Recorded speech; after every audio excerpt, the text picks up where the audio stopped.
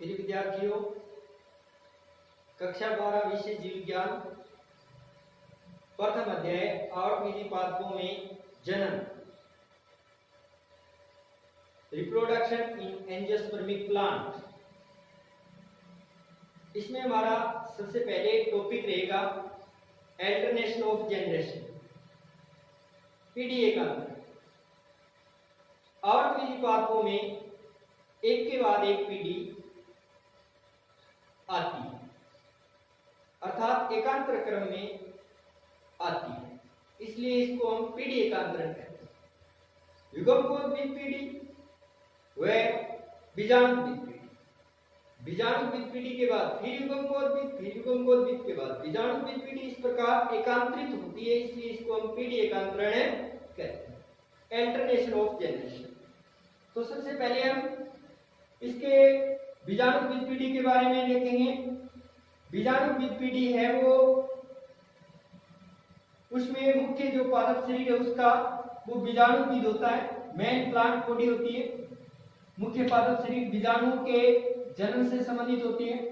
Microspore, megaspore जो बीजाणु बनते हैं वो बीजाणुकोद्भिद ही बनाता है। स्पोरोफाइट नाम से स्पष्ट है, स्पोरो, स्पोरो का मतलब spore, spore producing body known as sporophyte, फाइटा का मतलब प्लांट। तो बीजाणुओं के जन्म से संबंधित है। बीजाणु का वो मुख्य पादप शरीर होता है, ये डिप्लॉयड द्विगुणित होता है, दीर्घजीवी होता है, अर्थात अलग अलग पादपों में अपने जीवन चक्र के अनुसार व उनके लाइफ स्पेन के अनुसार दीर्घजीवी है। स्वपोषी, अपना पोषण स्वयं बना लेता है। स्वतंत्र जीवी होता है, अर्थात इसे दूसरी पीढ़ी पर निर्भर नहीं रहना पड़ता। जड़, तना व पत्ती में विभेदित होता है, अर्थात जिन पादपों की आप जड़, तना, पत्ती वाली फॉर्म देखते हो वो स्पोरोफाइट ही देखते हो। स्पोरोफाइट है, स्पोर प्रोड्यूस करता है। तो जो स्पोर है उनके लघु बीजाणु है, गुरु बीजाणु है, वो नेक्स्ट चैप्टर में हम देखेंगे। दूसरी पीढ़ी है युग्मकोद्भिद। युग्मकोद्भिद है वो सूक्ष्म होता है, माइन्यूट होता है और एगमित होता है, कम समय के लिए आता है, अल्पजीवी होता है और बीजाणुकोद्भिद पर निर्भर है। पोषण एवं विकास के लिए बीजाणुकोद्भिद पर निर्भर होता है, स्वयं अपना पोषण नहीं बना सकता युग्मकोद्भिद। जैसा कि नाम से संबंध स्पष्ट है, गैमेटोफाइट, गैमेटोफाइट, गैमेटो का मतलब गैमेट्स, फाइटा का मतलब प्लांट, यानी वो प्लांट जो या प्लांट का रूप, पादप रूप जो गैमेट्स को प्रोड्यूस करता है, नोन एज गैमेटोफाइट, युग्मकोद्भिद। नेक्स्ट, अलैंगिक जनन, एसेक्सुअल रिप्रोडक्शन। क्या लक्षण है एसेक्सुअल रिप्रोडक्शन के? एक जीव द्वारा संतति उत्पन्न होती है, एक जीव, सिंगल पेरेंट ऑफस्प्रिंग, एसेक्सुअल, किसी प्रकार के कोई जनन अंग नहीं बनते, इसलिए हम इसको एसेक्सुअल रिप्रोडक्शन कहते हैं। इसमें अर्धसूत्री विभाजन और युग्मक सेलन जैसी कोई घटना नहीं होती। अर्धसूत्री विभाजन नहीं होता, युग्मक सेलियन नहीं होता, फर्टिलाइजेशन नहीं होता, और जो संततियां बनती हैं वो अपनी मातृजीव के समान बनती है, ऑफस्प्रिंग, इसलिए उनको क्लोन कहते हैं। क्लोन आनुवंशिक रूप से मातृजीव के समान होता है, अर्थात अलैंगिक जनन के द्वारा जो भी पादप तैयार होते हैं वो पादप क्लोन ही होते हैं। तो इस प्रकार से हम अलैंगिक जनन को डिफाइन कर सकते हैं। नेक्स्ट जो आता है हमारा आवृत विधि पादपों में अलैंगिक जनन के प्रकार। कौन कौन से प्रकार का है अलैंगिक जनन? दो प्रकार का है अलैंगिक जनन। नंबर 1 अनिषेक बीजता और नंबर 2 है कायिक जनन। अनिषेक बीजता, एगैमोस्पर्मी। एगैमोस्पर्मी का मतलब है ए, यहाँ ए शब्द को देखिए, एक शब्द को देखिए, शब्द में ए का मतलब है विदाउट, के बिना। एंड गेमोस का अर्थ होता है निषेचन। एंड स्पर्मा मतलब सीड। बीज का निर्माण बिना निषेचन। बीज का निर्माण बिना निषेचन क्या हो जाए, तो उसको कहेंगे अनिषेक बीज। तो इसके अंदर बीज तो बनता है और नया पादप भी बीज के द्वारा ही बनता है, लेकिन यहां पर निषेचन जैसी या अर्धसूत्री विभाजन जैसी कोई घटना नहीं होती, इसलिए इसको हम कहते हैं अनिषेक बीज। दूसरा है कायिक जनन। कायिक जनन के अंदर हम पौधे के किसी कायिक भाग से नए पौधे को प्राप्त करते या नया पौधा बनता है। कायिक भाग कौन कौन से होते हैं पादपों में, जैसे जड़ है, तना है, पत्ती है, ये पौधे के कायिक भाग होते हैं। तो इन कायिक भागों से यदि नया पौधा बन जाए तो हम कहेंगे कायिक प्रवर्धन हुआ है, ये कायिक प्रवर्धन है। और जिस भाग से नया पौधा बना है उस भाग को हम कहेंगे कायिक प्रवर्धन, प्रोपेग्यूल। ध्यान रखिए, पादप का वो भाग जिससे नया पौधा बना है, कायिक भाग। हम यहाँ पर कायिक भाग की बात करेंगे। पादप का वो कायिक भाग जिससे नया पौधा बना है उसको हम कहेंगे कायिक प्रवर्धन, प्रोपेग्यूल। अर्थात हमें पौधे के कायिक भाग से नया पौधा बनाना है, कायिक प्रवर्धन से नया पौधा बनाना है। तो बीज को अवॉइड करना है, क्योंकि बीज तो सेक्सुअल रिप्रोडक्शन का परिणाम है। बीज किससे बना है, लैंगिक जनन से बना है, इसलिए हम बीज को छोड़ के पौधे से डायरेक्ट पौधा प्राप्त करते, अर्थात पौधे के किसी भाग को हम प्रवर्धित करते हैं, एम्प्लीफाई करते हैं, बड़ा हो जाता है, नया पौधा बन जाता है। दूसरा है कायिक जनन के प्रकार। कौन कौन से प्रकार का है कायिक जनन?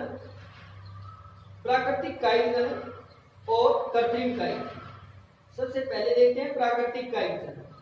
प्राकृतिक कायिक जनन अर्थात नेचुरल वेजिटेटिव प्रोपेगेशन किस किस के द्वारा होता है? जड़ के द्वारा होता है, तने के द्वारा होता है और बल्बिल्स के द्वारा होता है, पत्तियों के द्वारा होता है। तो इस 4 प्रकार के हम प्राकृतिक कायिक जनन को देखेंगे। सबसे पहले है तने द्वारा कायिक जनन। तने द्वारा कायिक जनन, तना है वो कायिक जनन में भाग लेता है। ऐसे तने होते हैं वो रूपांतरित तने होते हैं, रूपांतरित तने, मॉडिफाइड, और वो कायिक प्रवर्धन का काम करते हैं और जिससे नया पादप बन जाता है और कायिक जनन हो जाता है।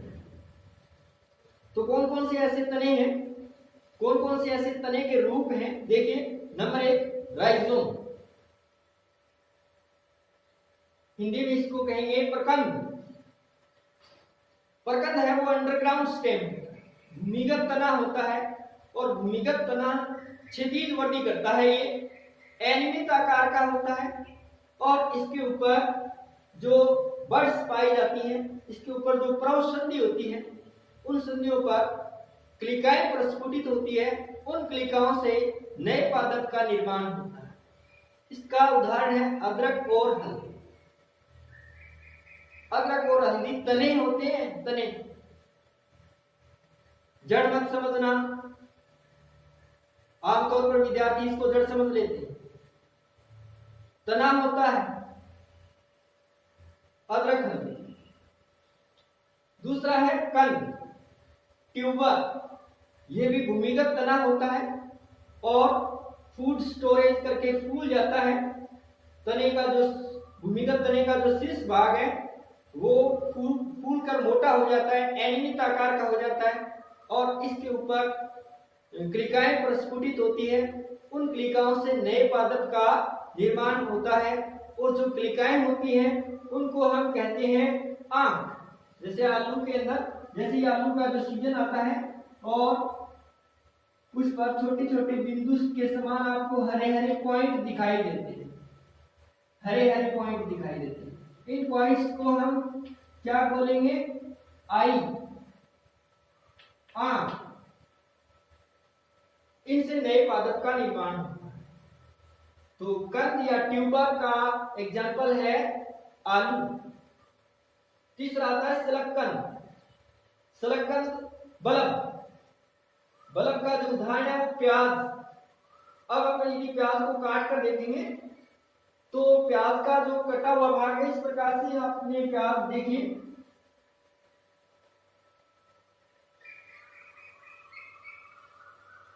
यहां पर ये देखिए, ये पार्ट है वो प्याज वाला, और यहां लगी होती है ये फ्लैशी लीव्स, फ्लैशी लीव्स।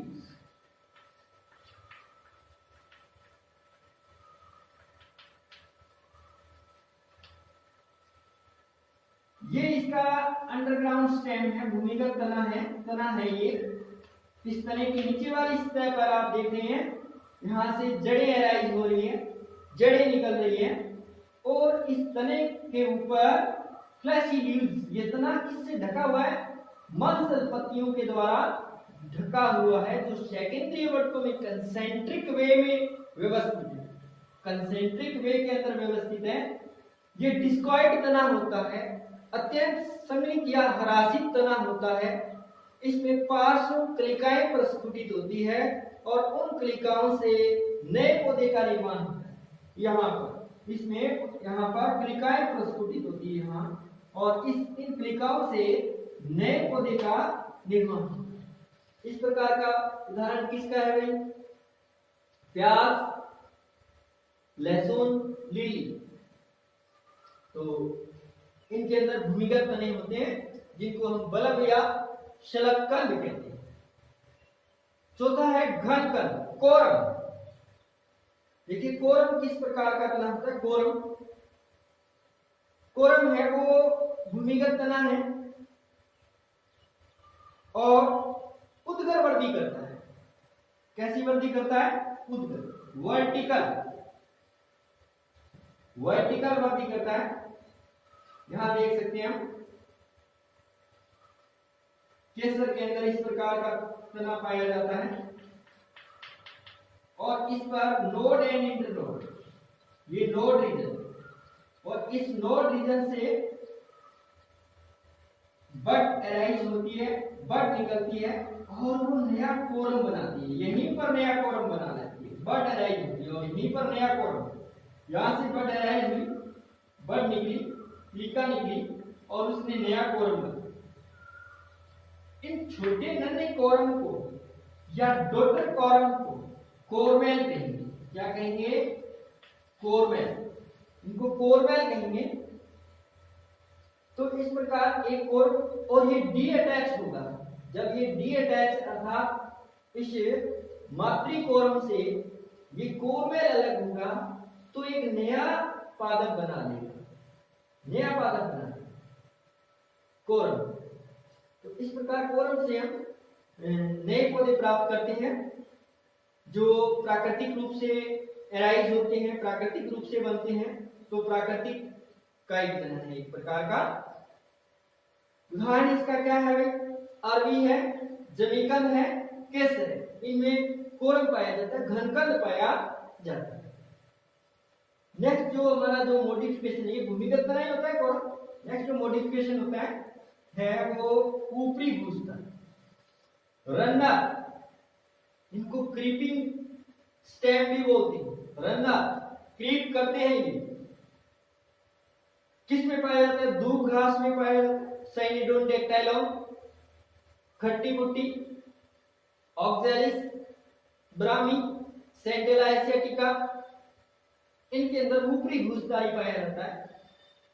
अर्थात इनके अंदर जो नोड रीजन होता है, तने का रेंगता है, इतना रेंगते हुए तने का नोड रीजन होता है, नोड संधि वाला, प्रसंधि वाला रीजन होता है, भाग होता है। उससे नीचे की ओर तो अपस्थानिक जड़ें निकलती है और ऊपर की ओर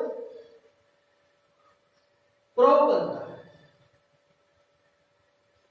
और वो अगर डी अटैच हो जाए मातृपादप से अलग हो जाए तो नया पादप बना लेंगे। दूब घास के अंदर देखते हैं हम, दूब घास किस प्रकार से एक जगह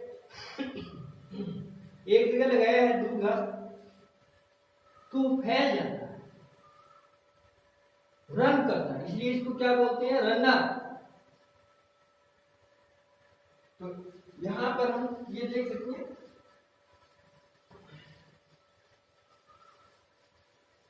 रनर कैसे,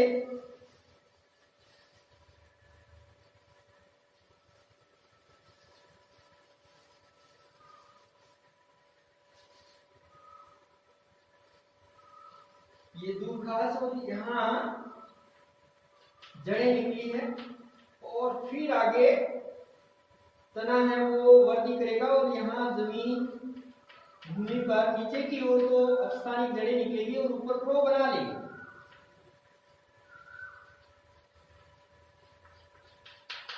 रन करता जाए, रन। खट्टी कुट्टी में भी ऐसा है, ब्राह्मी सैंडेला एसिटिका, इसके अंदर भी इस प्रकार का तना पाया जाता है। नेक्स्ट है अंतःभूस्थान। अंतःभूस्थान शक्कर या सुक्कर बोलते हैं इसको। देखो ये ऊपरी भूस्थानी और ये अंतःभूस्थानी, ये जमीन के अंदर, देखो इसको हम कहेंगे ऊपरी भूस्थानी, ऊपरी भूस्थानी। और नेक्स्ट जो अंतःभूस्थानी है ये हमारा जमीन के अंदर क्रीप करता है, क्षैतिज वृद्धि करता है। ये जैसे यहाँ ये पादप है और ये पादप का पर्णिल भाग है, लीफिफोरम यहाँ है, और इस भाग से, इसके आधार भाग से जमीन के भीतर भूमि के अंदर क्षैतिज तना चलता है। ये मॉडिफाइड स्टैंड है, ये अंदर की ओर, भूमि के अंदर की ओर वृद्धि करता है और कुछ दूरी पर जाकर फिर से ये पर्णिल हो जाता है यहां से, और फिर यहां से एक और शाखा भूमिगत निकलती है और ये शाखा फिर वायवीय हो जाती है, आगे फिर इस प्रकार से आगे फैलता जाता है। इसको कहते हैं अंतःभूस्थान, शक्कर या अंतःभूस्थान। ये अंतःभूस्थान, ये ऊपरी भूस्थानी जो जमीन के ऊपर है, इस प्रकार से हम जमीन के ऊपर है, और ये अंतःभूस्थान जमीन के भीतर है, क्षैतिज वृद्धि कर रही है, कुछ दूरी पर जाकर फिर से वायवीय हो गया तना और नया पादप बना लिया। अगर इनको डीअटैच कर दिया जाए इस प्रकार से तो ये अपने आप में स्वतंत्र नए पादप है। इस प्रकार ये एक प्रकार का प्राकृतिक कायिक जनन है। किसमें होता है इसका अंतःभूस्थानी? अंतःभूस्थानी है वो पोदीना, मिंट और गुलदाउदी में पाया जाता है। इसमें पाया जाता है गुलदाउदी, क्राइसेंथेमा। पुदीना एक शाखा लगाते हैं और वो शाखा कुछ दिनों में हम देखते हैं कि बहुत सारी जगह को उसने कवर कर लिया है, बहुत सारे नए पौधे उसी से ही बन गए हैं, लेकिन वो नीचे जो इस प्रकार से जो अंतःभूस्थानी है वो जमीन के भीतर क्षैतिज चलता है और फिर नया पौधा बना लेता है। नेक्स्ट बना जाता है भूस्थानी, स्टोलन। स्टोलन क्या होता है? स्टोलन है वो जो पादप है, उस पादप के पर्णिल भाग से या प्रो से एक शाखा निकलती है और वायवीय वृद्धि करती है, और वायवीय वृद्धि करने के बाद वो कहाँ नीचे की और आरक बनाती है, इस प्रकार का चाप बनाती है, चाप बनाती है, चाप बनाती है, भूमि को छूती है और छूने के बाद छूने वाले स्थान से जड़ें निकलती है और फिर आगे लीफिफोरम बनती है। ये प्रो बनता है इसका। और फिर यहाँ से एक शाखा निकलती है और फिर जमीन को छूती है। इस प्रकार से फिर से ऐसे चाप बनाती है और फिर यहाँ जड़ें निकलती है और फिर ये प्रो बन जाता है। इस प्रकार ये जो भाग है जो वायु में वर्ती करके नीचे की ओर चला गया, इसको हम स्टोलन कहते हैं। ये क्या है? भूस्तर। ये क्या है? भूस्तर, स्टोलन या आर्क स्टेम भी बोल सकते हैं इसको। आर्क स्टेम है एक प्रकार का, ये कायिक जनन करता है। ये जो डीएटएच ये पौधे अगर अलग अलग हो जाए तो ये एक स्वतंत्र नए पौधे हैं। इस प्रकार का त्रिकायिक जनन स्ट्रॉबेरी, फ्रेगेरिया वेस्का एंड वेलिसनेरिया में इस प्रकार का जनन पाया जाता है। नेक्स्ट आता है भूस्तारिका। भूस्तारिका, ऑफसेट। ऑफसेट भूस्तारिका है वो जलीय पादपों में पाया जाता है, जैसे जलकुंभी है, पिस्टिया है। जो जलकुंभी का भाग है इस प्रकार से यहाँ जड़ निकल रही है और यहाँ से एक तना निकलता है या शाखा निकलती है सिंगल लोड युक्त। एक प्रवसंधि युक्त शाखा है जो कुछ दूरी पर जाकर फिर से लीफी कोरम बन जाती है। इसको हम कहेंगे ऑफसेट। ये ऑफसेट, यहाँ से नीचे की ओर जड़ें, अपस्थानिक जड़ें निकल आती है और ऊपर पर्णिल भाग होता है, ये पर्ण। ठीक है, ऐसा जलकुंभी और पिस्टिया के अंदर पाया जाता है। जलकुंभी आइकोर्नियम, टेरर ऑफ बंगाल भी बोलते हैं इसको, क्योंकि बहुत ज्यादा वृद्धि करती है और जलाशयों में या फिर नदियों के अंदर खूब तबाही मचाती है, इसलिए इसको टेरर ऑफ या बंगाल का आतंक या वाटर हाइसिंथ कहा जाता है, जलकुंभी। नेक्स्ट है वायवीय तने द्वारा कायिक जनन। वायवीय तने द्वारा कायिक जनन, ऐसे कुछ वायवीय तने हैं, जैसे नागफनी है। नागफनी के अंदर क्या होता है कि जो तना है वो टुकड़ों में डिवाइड है। यहाँ पर तने का जो भाग है इस प्रकार से नागफनी है और ये भाग यदि टूट के नीचे गिर जाता है तो इससे फिर नया पौधा बन जाता है, फिर नया पौधा। ये नागफनी का जो तने का जो टुकड़ा है, सेगमेंट है, ये सेगमेंट टूट के नीचे जमीन पर गिर गया और उपयुक्त परिस्थितियां आने पर, वातावरणीय परिस्थितियां अनुकूल होने पर फिर से इससे नया पादप बन जाता है।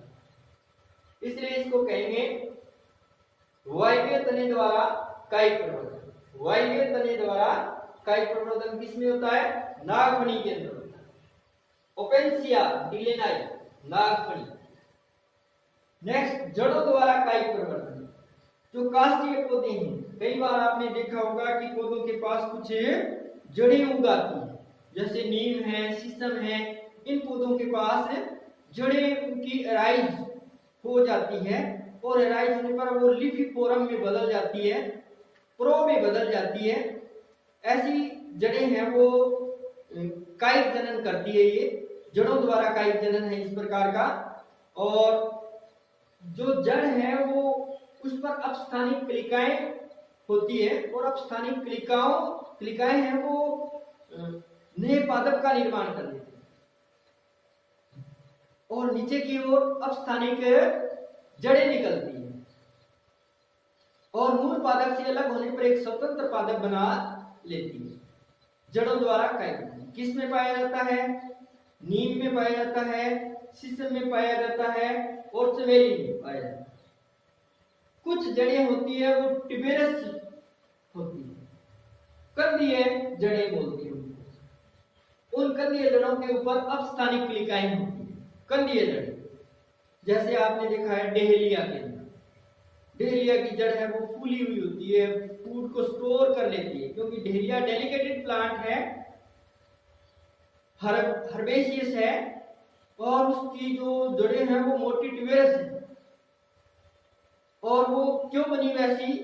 क्योंकि प्रतिकूल परिस्थितियों को बिताने के लिए वो जड़ें हैं और उन जड़ों के ऊपर बड्स प्रस्फुटित होती है, उनसे फिर अनुकूल परिस्थितियों में नए पादप का निर्माण हो जाता है। एक बार तो वो प्रतिकूल परिस्थितियों में पादप अपने आप को समेट लेता है, लेकिन उसका एक भाग रह जाता है जमीन के अंदर, जड़ भाग रह जाता है या फूली हुई जड़ रह जाती है। उस जड़ को हम ट्यूबेरस रूट कहते हैं या कंदीय मूल कहते हैं। उस मूल के द्वारा फिर से नया पादप बन जाता है। ऐसी होती है शकरकंद भी ऐसा होता है। एस्पेरेगस के अंदर इस प्रकार की जड़ें पाई जाती है। डहेलिया मैंने आपको पहले बता दिया है, डहेलिया, एस्पेरेगस, शकरकंद। नेक्स्ट आता है पत्तियों द्वारा काई परिवर्तन। अब पत्तियों के द्वारा पत्ती भी नया पौधा बना लेती है। कौन कौन सी ऐसी पत्तियां हैं? पत्थर चट्टा की पत्ती आपने देखी होगी कि पत्ती के ऊपर जब पत्ती पादप पर लगी रहती है उसी समय उसकी जो किनारे मार्जिन्स होते हैं उन पर उसके कुछ ग्रोथ पॉइंट होते हैं। उन ग्रोथ पॉइंट से नया पादप बन जाता है। यहाँ से जैसे ये नया पादप बन गया और यहाँ अब जड़ें भी निकलती हैं। इस प्रकार से यहाँ ग्रोथ पॉइंट है, वृद्धि बिंदु है, और यहाँ से फिर नया। तो ये जो छोटे पादप हैं इनको छोटे पादप कहेंगे। ये मातृ पादप से अलग होने पर नए पादप का निर्माण करते हैं।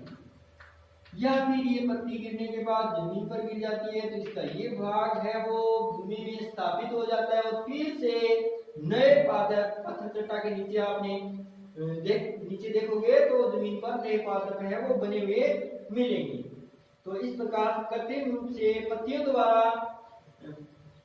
प्राकृतिक रूप से पत्तियों द्वारा काई जनन हो रहा है। पत्थर चट्टा ब्रायोफिल्म में हो रहा है इस प्रकार का, और ये किनारे पर पाए जाते हैं। इसके वृद्धि बिंदु है, यहाँ से प्लांटलेट्स उत्पन्न होते हैं, ग्रोथ पॉइंट होते हैं यहाँ पर, यहाँ से प्लांटलेट्स बनते हैं।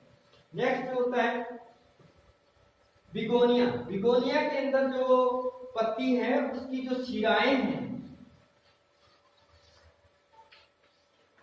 बिगोनिया के अंदर जो पत्ती है उसका जो शिरा वाला भाग है, शिराओं पर ग्रोथ पॉइंट होते हैं, उनसे नया पादप बनता है। शिराओं पर नए पादप बनते हैं, छोटे छोटे पादप बनते हैं, तो मूल पादप से अलग होने पर नए पादप का निर्माण कर देते हैं। ये पत्ती है और पत्ती के शिराओं पर या फिर पीटियों जो होता है, पर्णवरंत होता है, पर्णवरंत के शीर्ष भाग, यहां से फिर नए पादप बनते हैं, छोटे छोटे नए पादप बनते हैं। नेक्स्ट है जननांगों द्वारा कायिक परिवर्तन। पत्र परिपलिकाओं द्वारा कायिक परिवर्तन। जननांगों द्वारा कायिक परिवर्तन देखिए,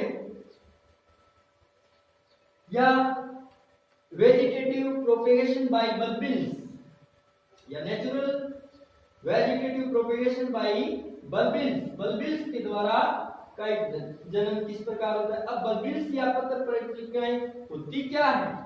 ये मंसल क्लिकाएं होती हैं, मंसल क्लिकाएं, फ्लैशी लीव्स वाली बड्स, फ्लैशी लीव्स, और इनसे नए पादप बन जाते हैं। अब ये दो प्रकार से होती है। एक तो वो जो पुष्पीय कलिका है और वो बल्बिल्स में रूपांतरित हो जाता है। पुष्पीय कलिका जैसे अगेव के अंदर, अगेव जिसको हम रामबास कहते हैं, अगेव के अंदर पुष्पीय कलिकाएं किस में रूपांतरित हो जाती है? बल्बिल्स। बल्बिल्स क्या होते हैं? फ्लैशी बड्स होती हैं। फ्लैशी बड्स में क्या होती है? फ्लैशी लीव्स होती है, मोटी मोटी बल्बिल्स। ठीक है। नेक्स्ट जो है डायोस्कोरिया।